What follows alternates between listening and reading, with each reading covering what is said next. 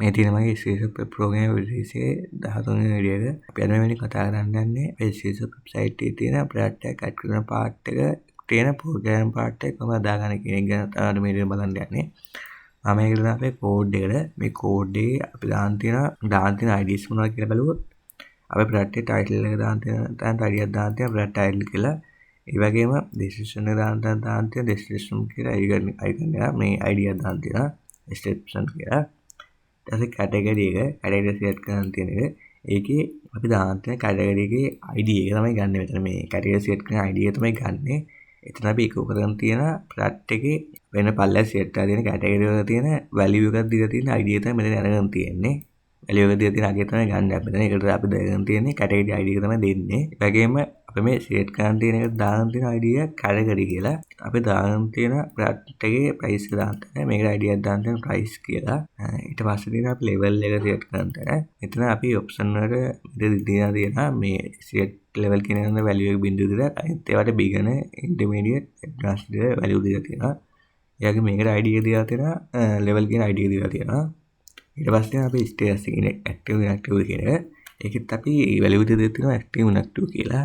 ඒ වගේම ID එකක් දීලා තියෙනවා ස්ටේටස් කියලා. ඊට පස්සේ ප්‍රොඩක්ට් එකේ ඉමේජ් එක ගන්න තැන අපි මෙතෙන්ට ID එකක් දීලා තියෙනවා ප්‍රොඩක්ට් ඉමේජ් කියලා. ID එකක් දීලා තියෙනවා අපේ මේ ඉන්පුට් බොක්ස් එකට. ඊට අපි ඊරෝ මැසේජ් එක පෙන්වන තැනට අපි දීලා තියෙනවා ෆෝම් මැසේජ් කියලා. ඊළඟට අපි උඩින් දීලා තිබ්බා අපි දාලා තියෙන සක්සස් ඊරෝ මැසේජ් පෙන්වන තැනට අපි දීලා තියෙන ඇලර්ට් බොක්ස් කියන ID එක. පල්ලට වහුවොත් අපි ඊට පස්සේ බටන් දෙක හදන්න තියෙනවා. මේ මිශ්‍රම බටන් එක හදන්න තියෙනවා අපි සබ්මිට් අපි මේ ෆෝම් එක සබ්මිට් කරන බටන් එක හදන්න තියෙනවා. රෙජිස්ටර් ප්‍රොඩක්ට් කියන බටන් එක හදන්න තියෙනවා. ඊට පස්සේ පල්ලෙහාට ගියොත් අපි මෙතන data ටිකක් අරගෙන තියෙනවා. ප්‍රොඩක්ට් එකේ ඉමේජ් එක ප්‍රොඩක්ට් එකේ අප්ලෝඩ් ආයක දාන්න තියෙන ඉමේජ් එක කියන එතන දාන්න තිබ්බ ID එක ප්‍රොඩක්ට් ඉමේජ් එක ප්‍රොඩක්ට් ඉමේජ් ප්‍රිවිව් එක preview image remove image btm product form message අපි මේක කන්සන්ට් එක පාවිච්චි කරලා මේ variables ටික දාගෙන තියෙනවා. ඊට පස්සේ අපි හදාගන්න යන්නේ ඊළඟට අපි මේ ෆෝම් එකේ data ටික PHP වලින් අනුකූලව හදාගන්න තියෙන්නේ. ඒක තමයි ෆෝම් සබ්මිෂන් කරලා තමයි හදන්න තියෙන්නේ. මෙතන අපි platform address list එකක් දාන්න තියෙනවා. මෙතන අපි submit කරලා මේක යවන්නේ. එයාගම අපි ඒ prevent default කරන් තියෙනවා. මේකෙන් තමයි මේක දාන්න තියෙන තමයි අපේ page එක reload වෙන්නේ නැත්තේ.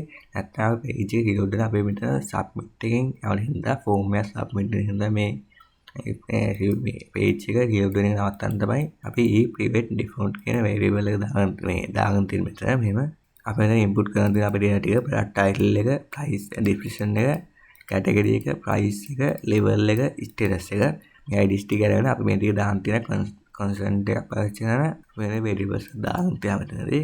ඊට පස්සේ අපේ file input වල දැන් දාන්න තියෙන අපේ 0 variable එකක් වගේ. ඊට පස්සේ ඒකට image කියන variable එක දාන්න තියෙනවා. ඊට පස්සේ මෙතන කරන් තියෙන input validation ටික මෙතන අපි ඉස්සරහම බලනවා if එකක් දාන product title එක input කරලා නැද්ද කියලා බලනවා. මේ product title එක input කරලා නැද්ද කියලා බලනවා. එහෙම input කරලා නැත්නම් අපි message එකක් display කරගන්නවා. so 0 කියන එක පාවිච්චි කරන product title required කියලා. ඊට පස්සේ අපි else if එක තියෙනවා. මේ if එක වැඩි වුණා නම් if එක පස්සේ තමයි මේ else if එක තියෙන්නේ. මේ else if එක වැඩි වෙන්නේ product title එක දාලා දෙනවා මේ else if එක වැඩි වෙන්නේ.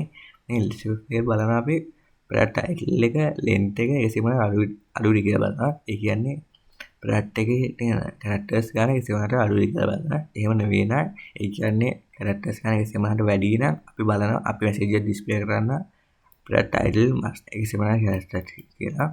ඒ කියන්නේ ඊට අඩු එකක් දාන්න දෙනවා. ඊට පස්සේ වෙන cell එකක් දාන්න බලනවා product description එක include කරලා තියෙනවා කියලා. මේ include කරලා නැද්ද කියලා බලනවා. include කරලා නැත්නම් අපෙන් message එකක් දෙනවා product description it required කියලා. ඊට පස්සේ අපි else if එකක් දාන්න බලනවා අපේ බලන description එකේ length එක 10ට අඩුයි කියලා characters 10ට අඩුයි කියලා බලනවා 10ට වැඩිද කියලා බලනවා. එහෙම වැඩි නම් අපි message එකක් දෙනවා that description එකේ ඊට පස්සේ බලන category set කරලා තියෙනවා කියලා. එහෙම නැත්නම් message එකක් දෙනවා. ඒ වගේම price එක set කරලා තියෙනවා කියලා බලනවා. මෙතන අපි set කරලා තියෙනවා බලනවා ඉන්දර වැඩි price එක set කරලා තියෙනවා කියලා. ඒ කියන්නේ price එකක් නැතුව වෙන එකක් include කරලා තියෙනවා කියලා බලනවා. ඊට පස්සේ අපි දාගෙන තියෙනවා අපේ level එක set කරලා තැනද කියලා බලනවා. මෙතනක් බලන්නේ අපි මේ level එකේ එන value එක බිඳුව නෙමෙයි. මේ බිඳුව කියලා දාගෙන තිබ්බ අපි select කියන එක තමයි දාගන්න තිබ්බේ. එහෙම නැත්නම් බින්දුව නෙමෙයිද කියලා බලන්නේ. බින්දුව නෙමෙයි නම් තමයි අපි දාගන්නේ අපි වෙන එකක් ගන්න. ඒ කියන්නේ මොකක් හරි සෙට් කරලා තියෙන නැත්නම් තමයි බින්දුව නෙමෙයි වෙන්නේ. මොකක් හරි සෙට් කරලා තියෙන තමයි බින්දුව නෙමෙයි වෙන්නේ. ඊට පස්සේ ස්ටේටස් එක සෙට් කරලා නැද්ද කියලා බලනවා. ඊට පස්සේ අපි ඉමේජ් එක දාන්න නැද්ද කියලා බලනවා. එහෙම නැත්නම් මෙසේජ් එකක් දෙනවා paste set image කියලා. ඊට පස්සේ මොකක්ද කරන් තියෙන කියලා බලුවොත් ඊට පස්සේ else එක කරන් තියලා consent එක පාවිච්චි කරලා form එක හදාන් තියෙනවා. අපි data යවන්නේ PHP Postman එකකින් හින්දා අපිට form එකක් හදාගන්න තියෙනවා. form එකේ data දාලා තමයි ඒක යවන්නේ. අපි form එක දීලා තියෙන variable එකක් form data කියලා. ඊට පස්සේ අපි මෙතන කරන් තියෙනවා අපි මේ form data එකට අපි append කරන් තියෙන රටේ title එක description එක අපේ form එකට append කරන් දෙනවා. රටේ title එක description එක category එක price එක level එක status එක රටේ image එක මේ ටික අපි include කරන් තියෙනවා අපේ form එකට. ඊට පස්සේ අපි try එක use කරලා අපි දාගන්න තියෙන අපේ මේ data ටික method එක post method එකෙන් යවන්න කියලා අපේ මේ form එක post method එකෙන් යවන්න කියනවා. process board එකේ තියෙන product registration project.php file එක. ඒ වගේම අපි මෙතන consent start කියන variable දාන එක මම response text එකක් දෙනවා කියලා බලනවා. ඊට පස්සේ එතන අපි if else එකක් දාන බලනවා. මේ if එකේදී බලනවා අපේ එන result එක කියන්නේ අපි මේ product register project.php file එකෙන් එන result එක success කියලා. ඒ කියන්නේ අපි මෙතන මේ product result project.php file එකේ කරන දේවල් ටික හරියට කරගෙන තියන්න මේ success message එක එන්නේ. අපි ඊළඟ බලමු මේකේ කොහොමද ගන්න තියෙන්නේ කියලා project.php file එකේදී මෙතන ඒකේ බලනවා අපි මේ if එක බලනවා එන result එක success කියලා. එහෙනම් success නම් අපි window location එක විදිහට වෙනස් කරන්න දීලා product result ඒ වගේම success message එකක් යවන්න කියනවා මේකේදී. අපි මේ URL එකේ success message එකක් යවන්න කියන ඒ වගේම යවන්න කියන ඒ වගේම මෙතන මේ යවන්න මේ success කියන message එක වල අපි දෙන්න තියෙනවා that registered successfully කියන message එක display කරන්න කියනවා. අපි URL එකට bind කරලා මේක යවන්නේ. ඊට පස්සේ අපි else use කරන else එක කියන එහෙම නැත්නම් ඒ කියන්නේ success නෙවෙයි නම් අපි result එක පෙන්වන්න කියනවා. ඊට පස්සේ මම try එකේ catch එක තියෙනවා. මේ try එකේ මේ ටික වැඩුණත් තමයි මේ catch එක ගන්න. ඒ කියන්නේ ඊරෝවක් આવත් තමයි මේ catch එක වැඩ වෙන්නේ. අපි එහෙම මෙතන ඊරෝවක් පෙන්වනවා. and ඊරෝ කියලා මෙහෙම පෙන්වනවා please try again කියලා. ඊට පස්සේ අපි ඊරෝ එක display කරන්න තැන මෙතන ඊරෝ කියන display කරනවා. ඊරෝ එක display කරනවා. මෙතන මේක හදාගන්න තියෙන්නේ. අපි දැන් බලමු අපේ product register project.php file එකේ මොකක්ද දැන් තියෙන්නේ කියලා. මම මේක දාලා file එකට මේ file එකට ආවම අපි ඉස්සරහ බලනවා session එකක් තියෙනවා කියලා. අපේ website එකේ session එකක් තියෙනවද කියලා බලනවා. session එකක් start වෙලා තියෙනවා කියලා. එහෙම නැත්නම් session එකක් start වෙලා නැද්ද කියලා බලනවා. if එකක් use කරනවා. එහෙම නෙවෙයි නම් අපි session එකක් start නැත්නම් අපි දාන්න session start එක. එස් අපි JSON එක include කරන්න තියෙන මේ විදිහට අපි ඊට පස්සේ මෙන්න මේක මේ විදිහට use කරලා include කරන් තියෙනවා. ඊට පස්සේ අපි regular once කියන එක use කරන් අපි දාගන්න තියෙන database connection එක මෙතන හදාගන්න තියෙනවා. ඒක නැත්නම් file එක දාගන්න තියෙනවා මෙතන. ඊට පස්සේ අපි මෙතන if එකක් use කරන් බලනවා is set එක තියෙන is set නැද්ද කියලා බලනවා. user log එක නැද්ද කියලා බලනවා. ඒ වගේම අපි බලන user log අපි බලන session එකක් තියෙනවා session එකක් නැද්ද කියලා බලනවා. session එකක් නැද්ද කියලා බලනවා. session එකක් තියෙනවා කියලා බලන login කියලා. ඒක true නෙවෙයි කියලා බලනවා. ඒ කියන්නේ session එකක් නැද්ද කියලා මම login කියන එක. එහෙම නැත්නම් අපි ඒක කරන unauthorized access කියලා. ඒ වගේම අපි user exit කරනවා අපි මේ page එකෙන්. if එකක් දාන එක තමයි මෙතන කරගෙන තියෙන්නේ. ඊට පස්සේ අපි මේ set එකක් දාන බලනවා. set එක දාන්න දැනගන්න තියෙනවා session start session එකක් තියෙනවා කියලා බලන active account type එක තියෙනවද කියලා බලනවා. එහෙම තියෙනවනේ අපි දාන්න user role කියන variable එකට. ඊට පස්සේ අපි ආයෙත් if එකක් දාන අපි start lower කියන එක පාවිච්චි කරනවා. අපි මේ තියෙන user role එක ඒ කියන්නේ මේ active account type එක select නැද්ද කියලා බලනවා. select නෙමෙයිද කියලා බලනවා. එහෙම select නෙමෙයි නම් අපි message එකක් echo කරගන්නවා. only select and register product කියලා message එක display කරනවා. ඒ කියන්නේ product එකක් add කරන්න පුළුවන් select නැති විතරයි කියලා. ඊට පස්සේ අපි user exit කරනවා අපේ මේ page එකේ. message එක display කරලා user exit කරනවා. ඊට පස්සේ අපි බලනවා is set එක තියෙනවා session එක user id කියන එක session එකක් store වෙලා තියෙනවා කියලා බලනවා. එහෙම තියෙනවා අපි ඒක දාන්න user id කියන variable එකට. ඊට පස්සේ තියෙන අපේ පෝස්ට් මේඩ් එකේ data ටික මෙතන අපි variables වල දාන්න තියෙන අපේ JavaScript file එකේ form එකේ තියෙන data ටික අපේ form එකට එනවනේ ඒ ටික අපි මෙතන දාන්න තියෙන පෝස්ට් මේඩ් එකේ data ටික අපි දාන්න තියෙන මෙතනදී variables වලට IPH file එකේදී අපි ඉස්සරම set එකක් දාන්න බලනවා පෝස්ට් මේඩ් එකෙන් එනවා කියන product title එක එහෙම එනවා නම් අපි ඒක claim කරලා ගන්න කියන product title එක මේ claim කියන එක පාවිච්චි කරන්නේ අපේ user title එකේ මොකක්ද space එකක් දැම්මොත් ඒවා අයින් ගන්න තමයි කරන්නේ ඒවා claim වෙනවා ඒක තමයි ඊට පස්සේ කරන්න තියෙන්නේ ඊට පස්සේ data ටික අපි මේක දාන්න තියෙන post menu එකේ data ටික ඊට පස්සේ මොකද්ද කරන්න තියෙන්නේ කියලා බලුවොත් ඊට පස්සේ මේ input value ටික දාන්න තියෙනවා මෙතනදී අපි JavaScript file එකේ දානවා මේකේ input value ටික කරගන්න තියෙනවා අපි මේ ඉස්සරම බලන product title එක දාගන්න නැත්නම් empty කියන එක බලන product title එක නැද්ද කියලා බලනවා මේ empty කියන්නේ නැද්ද කියන එක if එකක් දාන්න මේ if එකේ දාන්න තියෙනවා එහෙම ගන්න නැත්නම් product title එක include කරලා නැත්නම් අපි product title එක set කරලා තියෙන message එක display කරනවා ඊට පස්සේ else එක මේ else එකේදී බලනවා title එකේ තියෙන characters ගන්න කිසිම නම්බරයක් වැඩි දී කියලා එහෙම බලනවා එහෙම වැඩි නම් අපි message එකක් දෙනවා product title as less than ඒ සේවනා characters කියලා ඊට පස්සේ else එක මේ else එකේදී බලනවා description එක empty එකේ බලනවා description එක දාන්න නැද්ද කියලා බලනවා එහෙම නැත්නම් අපි දෙනවා message එක description is required කියලා message එකක් ඕක කරනවා ඊට පස්සේ else එකේදී අපි බලනවා description එකේ තියෙන characters ගන්න 18ට වැඩි දී කියලා බලනවා. එහෙම 18ට වැඩි නම් අපි message එකක් දෙනවා product description must be less than 1000 characters කියලා. ඊට පස්සේ අපි ඊළඟ else එක මෙතන අපි දාන්න තියෙන category එක set කරලා තියෙනවා කියලා බලනවා. එහෙම category එක set කරලා නැත්නම් අපි message එකක් දෙනවා please set a valid category කියලා. එසේ මේ ටික ඔක්කොම ටික හරියලා මේ input value ටික ඔක්කොම හරියලා තමයි මේ else එක වැඩ වෙන්නේ.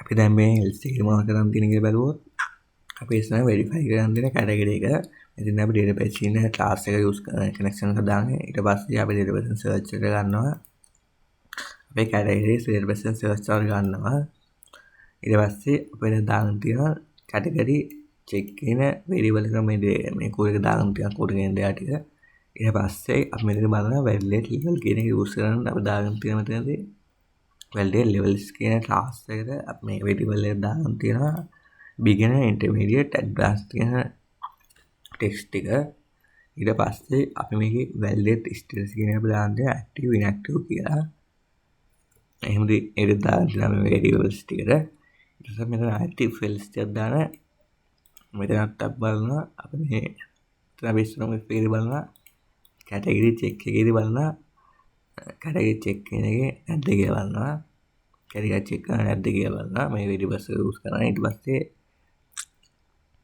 category database search ලා යනවා කියලා මේ category check කියන්නේ අපි database search කරන එන එක ඒක database search ලා යනවා කියලා බලන data එකක් එහෙම නැත්නම් අපි දාන එක කරන්න inherit category set කියන message එක ඊට පස්සේ අපි else if එකේ තියෙන මෙතන බලන price එක දීලා තියෙනවා කියලා බින්දුවට වැඩි price එකක් දීලා තියෙනවා කියලා බලනවා. එහෙම නැත්නම් අපි message දෙනවා අපි message එකක් දෙනවා price must be greater than 0 කියලා මේක පෙන්වන්නේ කියන්නේ හරියට සංඛ්‍යා වෙන ගණන් නැතුව price එක ඉන්පුට් කරන්න කියන එක තමයි කියන්නේ.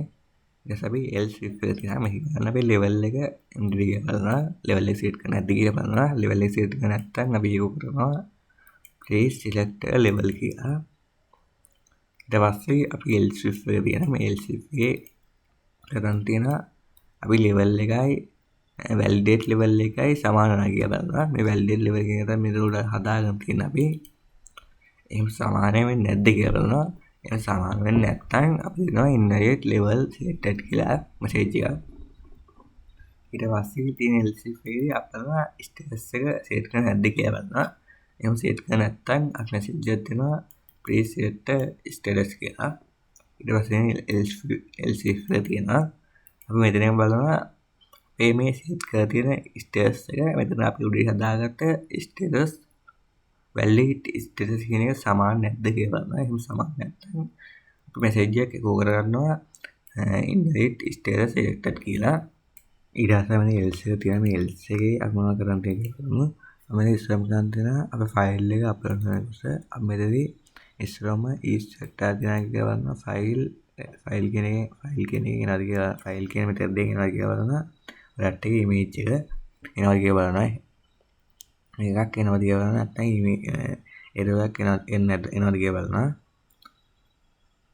එහෙම එනවා නම් product image එකක් එනවාද කියලා බලනවා එහෙම නැත්නම් අපි බලනවා අපි message එකක් දෙනවා product image please upload the product image එක message එකක් දෙනවා ඊට පස්සේ අපි මෙතන එහා ගන්න නවත්තන අපේ php file එක exit කියන එක පාවිච්චි කරනවා එහෙම නැත්නම් තමයි ඊට පස්සේ අදින්න ඊට පස්සේ අපි මේ අපේ ෆයිල් එකේ තියෙන මේ product image එක අපි දාගන්න image කියන variable එකට ඊට පස්සේ අපි මෙතන කරන්නේ image validation එක අපි මෙතන variable එක හදාගන්න තියෙනවා allowed min කියලා variable එක හදාගන්න තියෙනවා මෙතන අපි කරන් තියෙන මේ variable එක දාගන්න තියෙන image එකේ type කියලා දාගන්න තියෙන image එකේ type එක jpeg png wb gif මේ image type කියලා අපිට type මේ end එකක් පුළුවන් වෙන හදාගන්න තියෙනවා මේ image type විතරක් අප්ලෝඩ් කරන්න පුළුවන් වෙන හදාගන්න අපිට ඒක තමයි මේ variable එක දාගන්න තියෙන්නේ මේ image type ටික ඊට පස්සේ අපි මෙතන දාන්න තියලා අපි හදාන්න මෙතන f info කියලා variable එක හදාන්න තියෙනවා ඊට පස්සේ mi මේ type කියලා variable එක දාන්න තියෙනවා මේ විදිහට ඊට පස්සේ මේ දෙකක් හදාන්න තියෙනවා ඊට පස්සේ අපි if එකක් දාන අපි කරන්න තියෙනවා in array කියන එක use කරන අපි කරන්න තියෙනවා min type එක ඒක මේ උඩි හදාන්න min type එක allow min types ඒ කියන්නේ අපි මේ extension ටික ඒ කියන්නේ අපි allow කරන extension ටික දාගන්න නැද්ද කියලා බලන්න allow කරන්නේ නැද්ද කියලා බලන්න ඒ දෙකට හරියන්නේ නැද්ද කියලා බලන්න එහෙම නැත්නම් අපි දැන් message එක දෙක කරනවා inherit file type only jpg png gif and web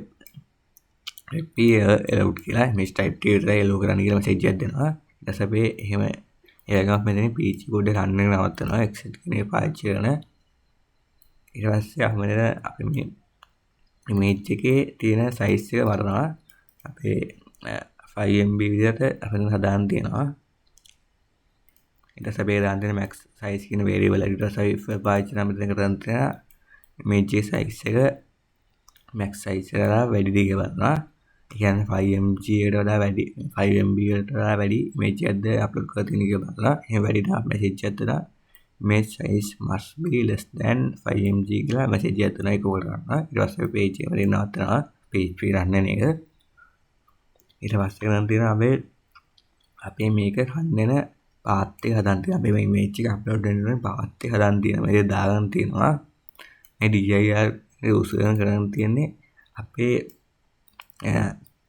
මේ ෆයිල් මේ ෆෝල්ඩර් එක නැත්තම් අපි ඒක හදන්න කියනවා අප්ලෝඩ් ප්‍රැක්ටිස් කියන තමයි මේක සේව් වෙන කියන හදාගන්න තියෙන්නේ අපිට ඊට පස්සේ දාන්නේ අප්ලෝඩ් dir කියන variable එකට ඊට පස්සේ if දාන්න බලනවා is dir upload dir කියන බලන්න අපිට අප්ලෝඩ් කරනවා කියන ඊට පස්සේ මෙතන true නම් අපිට true දෙක බලන්න එහෙම ඒක බලලා මේක රන් වෙනවා ඊට පස්සේ අපි හදාගන්න ෆයිල් නේම් එක හදාගන්න එක මෙතන ෆයිල් නේම් එක හදාගද්දී අපි ෆයිල් නේම් එක හදාගන්න රැන්ඩම් එකක් තමයි මෙතන ෆයිල් නේම් එක හදාගන්න තියෙන්නේ ඒ සමග හදාගන්න ෆයිල් එක්ස්ටෙන්ෂන් කියන variable එක දාගන්න තියෙන එක ඊට පස්සේ ෆයිල් එකේ නේම් එක හදාගන්න තියෙනවා මෙතන මේ විදිහට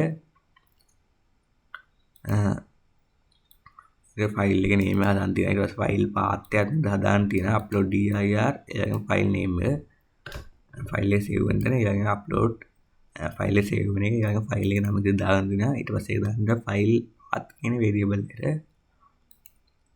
එතන ෆයිල් URL කියන එක අපි හදාන්න තමයි විදිහට trust එක තියෙන අප්ලෝඩ් කරලා තියෙන path ෆයිල් එක name එක විදිහට එතන තියෙනවා මෙතන move uploaded file කියන කොට හරියට ඒක මේ වුණාද කියන දාගන්න තියෙනවා එහෙම වුණ නැත්නම් message එකක් දෙනවා fail to upload image please try again later කියලා message එකක් දෙනවා ඊට පස්සේ මේ try එක use කරන්න තියෙනවා